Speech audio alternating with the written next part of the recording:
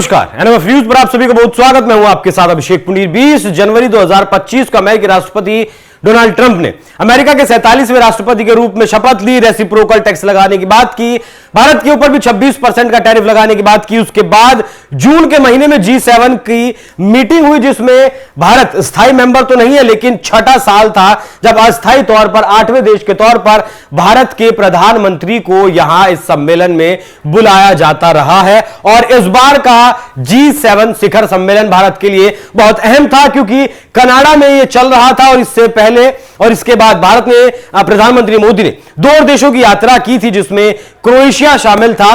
और मतलब 3 देशों की इसमें यहां यात्रा की गई थी, और तीनों ही देश बहुत जरूरी हो जाते हैं यूरोपियन यूनियन के हिसाब से भी। G7 का भारत सदस्य नहीं है, लेकिन 2019 से नियमित रूप से भारत को आमंत्रित किया जाता है। भारत की बढ़ती वैश्विक कद को यह दिखाता है इसी साल G7 शिखर सम्मेलन, जिसका आयोजन कनाडा के प्रधानमंत्री मार्क कार्नी ने किया, वैश्विक आर्थिक और सुरक्षा पुनरीक्षण के बीच महत्वपूर्ण था। हालांकि इससे पहले विवाद भी बहुत चला था कि भारत को इस बार नहीं बुलाया जाएगा, क्योंकि कनाडा और भारत के बीच जो रिश्ते थे वो लगातार खराब होते जा रहे थे, क्योंकि जस्टिन ट्रूडो की तरफ से हरदीप निज्जर वाले मामले में भारत के ऊपर आरोप लगाया गया था। 2023 में ट्रूडो के कार्यकाल में भारत कनाडा संबंध खराब हुए थे, जब ट्रूडो ने खालिस्तानी अलगाववादी हरदीप सिंह निज्जर की हत्या में भारत की संलिप्तता का आरोप लगाया था।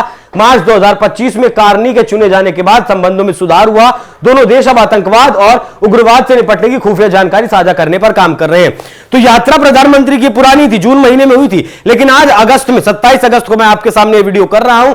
पता चलेगा कि वो यात्रा आज कितनी जरूरी थी और किस तरीके से प्रधानमंत्री मोदी ने साधा है। भविष्य को उन्हें पता था कि ट्रंप आने वाले वक्त में कुछ भी कर सकते हैं। भारत जो अब दुनिया की 4थी सबसे बड़ी अर्थव्यवस्था है, G7 देशों America, Britain, France, Germany, Italy, Japan के साथ व्यापार, टेक्नोलॉजी, रक्षा सहयोग का डायस्पोरा नेटवर्क के माध्यम से जुड़ा है, पूरी तरीके से कल्चरली इनसे जुड़ा हुआ है। मोदी ने G7 मंच का उपयोग ग्लोबल साउथ के लिए समान विकास, समावेशी वैश्विक शासन और आतंकवाद, किस तरीके से पाकिस्तान के समर्थन वाली सीमा पार आतंकवाद को खत्म किया जाए, उसके खिलाफ समन्वित कार्रवाई की वकालत करने के लिए किया। ट्रंप की दूसरी अध्यक्षता के दौरान अनिश्चितता के बीच कनाडा भारत के साथ संबंधों को मजबूत करके व्यापार विविधीकरण कर रहा था। यह दिखाता है कि किस तरीके से व्यापार विविधि और इंडो पैसिफिक क्षेत्र में दीर्घकालिक हितों को बढ़ावा देना चाहता है। तो ट्रिपल-C, मोदी का जो प्लान ट्रिपल-C था, वो आज आपको समझ आएगा कि अब वो यात्रा हमने क्यों की थी। G7 में इजराइल ईरान तनाव और ट्रंप द्वारा ईरान को बिना शर्त आत्मसमर्पण की चेतावनी दी गई थी, आपको याद होगा, और जिस पर फ्रांस के राष्ट्रपति इमैनुअल मैक्रों ने मजे भी लिए थे कि एक और देश का सीज फायर करवाने के लिए निकल पड़े हैं ट्रंप। भारत और पाकिस्तान को जिस तरीके से वो कह रहे थे उस बारे में, अमेरिका द्वारा ईरान के परमाणु जो सुविधाएं थी उनके ऊपर हमला किया गया। अब यहां समझिए आप, कनाडा की यात्रा, साइप्रस की यात्रा। साइप्रस की यात्रा क्यों भारत के लिए बहुत ज्यादा अहम थी? साइप्रस की यात्रा 20 सालों में किसी भारतीय प्रधानमंत्री की पहली यात्रा थी। यह भारत की एक रणनीतिक रूप से महत्वपूर्ण यूरोपीय संघ, यूरोपियन यूनियन सदस्य देश के साथ संबंधों को गहरा करने की मंशा को दर्शाता है, जो पूर्व में ब्रिटिश उपनिवेश था। साइप्रस ब्रिटिश उपनिवेश था, जिस तरीके से हम ब्रिटिश यानी भारत ब्रिटिशों का उपनिवेश था। अब यह जरूरी क्यों है? क्योंकि इससे पहले जब आप देखते थे यूरोप और अमेरिका को एक साथ आप देखते थे, अगर यूरोप की तरफ से कोई बात आई है तो देखा जाता था कि अमेरिका और यूरोप साथ होंगे। लेकिन अब यूरोपियन जो यूनियन है, यूरोपियन जो देश है 27, वो अमेरिका की छतरी से खुद को बाहर निकालने की कोशिश कर रहे हैं। वजह यही है कि अब वो अपनी रणनीति अलग तैयार कर रहे हैं। साइप्रस 2026 में यूरोपियन यूनियन परिषद की अध्यक्षता करने वाला है, जिससे ये यूरोपियन यूनियन नीतियों को आकार देने में महत्वपूर्ण भूमिका निभाएगा। साइप्रस ने भारत और यूरोपियन यूनियन मुक्त व्यापार समझौते और भारत मध्य पूर्व यूरोप आर्थिक गलियारा को समर्थन देने की प्रतिबद्धता जताई है। यहां आप 2 चीज समझिए। 3 साल से भारत और ब्रिटेन का एक डील चल रही थी, FTA की, मतलब फ्री ट्रेड एग्रीमेंट को लेकर एक डील चल रही थी। वही डील अब यूरोप भी करना चाहता है।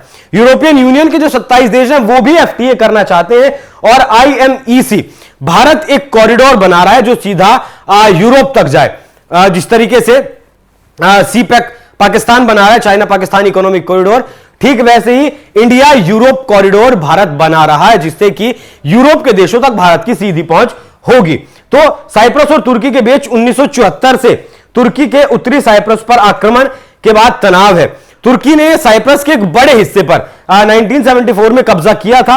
भारत की यात्रा तुर्की और पाकिस्तान के खिलाफ एक संदेश था कि अगर तुर्की पाकिस्तान की मदद करेगा तो भारत साइप्रस की मदद करने से पीछे नहीं हटेगा। भारत ने हाल ही में ऑपरेशन सिंदूर के तहत पाकिस्तान में आतंकी शिविरों को निशाना बनाया था, जिसके जवाब में तुर्की ने पाकिस्तान को ड्रोन और रक्षा सहायता प्रदान की थी।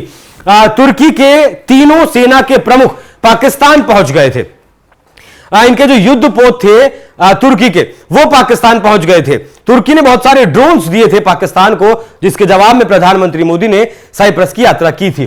अब साइप्रस पहले से भारत इजराइल द्वारा निर्मित सतह, मतलब भारत की जो बैराक 8 मिसाइल है उसका उपयोग करता है और भारत साइप्रस के रक्षा आधुनिकीकरण में भागीदार बन सकता है, जैसा कि उसने आर्मेनिया के साथ किया। रूस, जो पहले साइप्रस का प्रमुख हथियार आपूर्ति करता था, अब यूक्रेन युद्ध के कारण आपूर्ति में बाधा बन सकता है। देखिए यहां दो चीज समझिए, बैराक 8 भारत की जो मिसाइल है उसे साइप्रस पहले से इस्तेमाल करता है और अब भारत की तरफ से उसे ऑफर दिया गया ब्रह्मोस के लिए।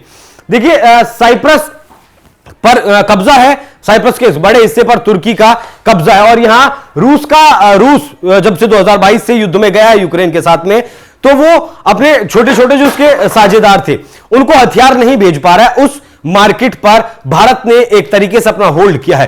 2014 तक जो भारत 686 करोड़ रुपए का हथियार एक्सपोर्ट किया करता था, आज वो भारत 23,500 करोड़ से ज्यादा का हथियार एक्सपोर्ट करता है और साइप्रस जैसे देश इसमें शामिल है। भारत और साइप्रस ने समुद्री सहयोग को बढ़ाने, भारतीय नौसेना की क्रेटन बंदरगाहों पर अधिक यात्राओं, संयुक्त परीक्षण और खोज बचाव अभियानों की खोज करने का वचन दिया है। साइप्रस ने मोदी को अपने सर्वोच्च नागरिक सम्मान से भी नवाजा है। देखिए तेल के लिए ज्यादातर देश समुद्री रास्तों का इस्तेमाल करते हैं। हमारा भी जो रशिया से तेल आता है, सऊदी अरब से तेल आता है या फिर अमेरिका से तेल आता है, सब इन्हीं देशों से आता है। और साइप्रस जिस लोकेशन पर मौजूद है वो लोकेशन बहुत एक स्ट्रेटेजिक और अहम लोकेशन हो जाती है। अब बात करते हैं क्रोएशिया की। कनाडा की बात हुई, साइप्रस की बात हुई, अब तीसरा जो सी है वो है क्रोएशिया।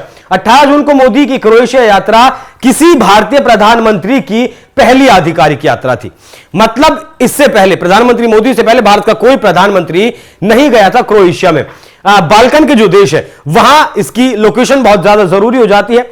मई 2025 में अल्बानिया में भारत की पहली बाल्कन सम्मेलन के बाद क्रोएशिया की यात्रा यूरोप के कम उपयोग किए गए क्षेत्रों, विशेष रूप से बाल्कन में भारत की रणनीति को दर्शाती है। यह चीन+1 ढांचे के अनुरूप है, जहां यूरोपीय देश चीनी आपूर्ति श्रृंखलाओं और बुनियादी ढांचे के विकल्प को तलाश कर रहे हैं। चीन+1 मतलब एक तरीके से आप ये लगाइए, चीन की जो नीति है, चीन ने अपने आप को जो प्रोडक्शन यूनिट बनाकर खड़ा किया है, दुनिया भर में जो चीन की सप्लाई चेन है, चीन चाहता है कि कोई भी देश हो वो सिर्फ चाइना के साथ ही व्यापार करे, किसी और देश के साथ वो व्यापार ना करे। लेकिन भारत उस नीति से सहमत नहीं है। जिस तरीके से अमेरिका चाहता है कि वर्ल्ड यूनिपोलर हो, सारी जो ताकत है दुनिया की वो अमेरिका के पास हो, लेकिन भारत चाहता है कि वर्ल्ड दुनिया आपकी मल्टीपोलर हो, सिर्फ ताकत एक जगह ना हो, जिसकी जहां इच्छा हो वो वहां जा सके, जिसकी जहां इच्छा हो वहां से तेल खरीद सके। जो भारत की नीति है कि हम रूस से तेल खरीद रहे हैं अमेरिका के प्रतिबंध लगने के बाद। यहां साइप्रस इसलिए भी जरूरी हो जाता है क्योंकि यहां अजरबैजान का भी रोल है। अभी कहें कि ट्रंप ने सीज फायर भी करवाया है। तो भारत, क्रोएशिया और अन्य छोटे जो यूरोपियन देश हैं के साथ संबंधों को मजबूत करके भूमध्य सागर, बाल्कन और बाल्टिक के जो देश हैं उन्हें जोड़ने वाले नए समुद्री और स्थलीय गलियारों का निर्माण करना चाहता है। अभी जो इससे पहले आपको बताया, जो सीधे यूरोप को भारत सामान सप्लाई कर सके। ये यूरोप में पारंपरिक बंदरगाहों के अलावा वैकल्पिक रास्तों को बढ़ावा देता है। मतलब जिस तरीके से चाइना लगभग 40 देशों के साथ मिलकर अपना वन बेल्ट रोड इनिशिएटिव चला रहा है, ठीक वैसे ही भारत भी भारत से सीधा यूरोप तक पहुंच बनाने के लिए एक नया आर्थिक गलियारा बनाने पर जोर दे रहा है और बनाने की तरफ काम कर रहा है। इटली जैसे देश, सऊदी अरब जैसे देश भारत के साथ हैं और वो इसमें भारत के सहयोगी भी हैं। मोदी ने क्रोएशिया के प्रधानमंत्री और राष्ट्रपति के साथ व्यापार ढांचा नवीनीकरण ऊर्जा, रक्षा और शिक्षा के क्षेत्रों में सहयोग पर चर्चा की। मोदी की कूटनीति ट्रिपल सी, जिसके विषय में हम बात कर रहे हैं, G7 में वैश्विक नेतृत्व। और अभी फ्रांस के राष्ट्रपति इमैनुअल मैक्रों का तो यहां तक भी कहना है कि इस बार जो G7 होगा उसके बाद वो कोशिश करेंगे कि भारत उसकी अध्यक्षता करे। भले ही भारत अस्थायी मेंबर है, लेकिन भारत उसकी अध्यक्षता करे। भारत ने G7 में ग्लोबल साउथ की आवाज को मजबूत किया। जो साउथ अफ्रीकन देश हैं उनकी आवाज को भारत ने यहां मजबूत करने का काम किया। कनाडा के साथ संबंधों को सुधारते हुए आपसी हितों को बढ़ाया। और जो कारनी फिलहाल वहां है वो इस बात का जीता जागता सबूत है। बात करें यूरोप की तो साइप्रस और क्रोएशिया जैसे छोटे यूरोपियन देशों के साथ संबंधों को गहरा करके भारत यूरोप के नए रणनीतिक प्रवेश द्वार बना रहा है। पाकिस्तान और तुर्की जैसे विरोधियों को संदेश देते हुए भारत ने रक्षा और आर्थिक कूटनीति को मजबूत किया है। यात्रा भारत की वैश्विक कथाओं को आकार देने, नए गठबंधन बनाने और विश्व मामलों में बड़ी भूमिका निभाने की महत्वाकांक्षा को दर्शाने वाली है। अब यहां आप ये बात समझिए, जिस तरीके से रेसिप्रोकल टैक्स की बात अमेरिका ने की थी, ट्रंप ने 20 जनवरी को आते ही की थी, उसके बाद भारत लगातार अपने विकल्प तलाश रहा था। आज भारत का ब्रिटेन के साथ फ्री ट्रेड एग्रीमेंट है, मालदीव के साथ फ्री ट्रेड एग्रीमेंट है, ऐसे ही लगभग 17 देश है। और यूरोपियन यूनियन के साथ जिस तरीके से ट्रिपल सी के माध्यम से भारत इस कोशिश में लगा है, और ये 27 देश अगर जुड़ जाते हैं यहां यूरोपियन यूनियन के ट्रिपल सी के बाद, तो भारत के पास एक बहुत बड़ा बाजार होगा जहां भारत अपना सामान बेच सकेगा। और अमेरिका पर निर्भरता भारत लगातार कम कर रहा है, क्योंकि भारत अमेरिका को हर साल लगभग $86 बिलियन का सामान बेचता है। और जो टैरिफ 50% का अमेरिका ने आज लगाया, आज 27 अगस्त है, आज से ही 25% का जो सैंक्शन है, जो पेनल्टी है, वो भारत के ऊपर लागू हो गई है। मतलब अगर कोई सामान भारत का $100 का था, तो अब वो अमेरिका में लगभग $160 का जाकर बिकेगा, जिससे कि भारत का लगभग 70% जो सामान निर्यात होता था अमेरिका में वो प्रभावित होगा। लगभग $60 बिलियन। जीडीपी की अगर बात करें तो 0.8% से 1.0% तक का असर पड़ सकता है। यह आंकड़ा आपको सुनने में भले ही छोटा लग रहा हो कि 0.8 से 1% का ही तो जीडीपी पर फर्क पड़ेगा, लेकिन भारत की जो ग्रोथ रेट आज 6.5% है, वो आने वाले 2026 में फाइनेंशियल ईयर में 5.6 रह सकती है। मतलब 1% की ग्रोथ रेट भी घट सकती है और इससे लाखों लोगों का रोजगार भी खत्म हो सकता है। मतलब आप ये लगाइए कि हजारों करोड़ रुपए का कारोबार प्रभावित होगा, और जब हजारों करोड़ रुपए का प्रभावित व्यापार होगा तो उससे बहुत सारी नौकरियां जाएंगी, महंगाई बढ़ेगी, जिसके लिए भारत को तैयार रहना होगा। और यही वजह है कि भारत के प्रधानमंत्री लगातार वोकल फॉर लोकल की बात करें, लगातार मेक इन इंडिया की बात करें, और लगातार मेक इन इंडिया के जो सामान है उन्हें इस्तेमाल करने की बात कर रहे हैं, और लगातार हमारे विकल्प हम और देशों में देख रहे हैं। लेकिन जब तक हम विकल्प देखेंगे और जब तक वहां सप्लाई शुरू होगी, तब तक कुछ ना कुछ भारत की अर्थव्यवस्था को, जीडीपी को असर जरूर पड़ेगा। लेकिन इस बात को मानना होगा कि भारत के प्रधानमंत्री इस बात को लेकर दूरदर्शी हैं कि ट्रंप कुछ ना कुछ करेंगे जरूर, जिससे कि भारत की अर्थव्यवस्था पर फर्क पड़ेगा। भारत जिस रफ्तार से, जिस गति से बढ़ रहा है, उस पर फर्क पड़ेगा, और उसका समाधान ढूंढने के लिए प्रधानमंत्री मोदी जून के महीने में ही निकल चुके थे। बाकी आप लोग इस ट्रिपल सी के प्लान पर क्या कुछ राय रखते हैं, अपनी राय हमें कमेंट कर जरूर बताइएगा। नमस्कार।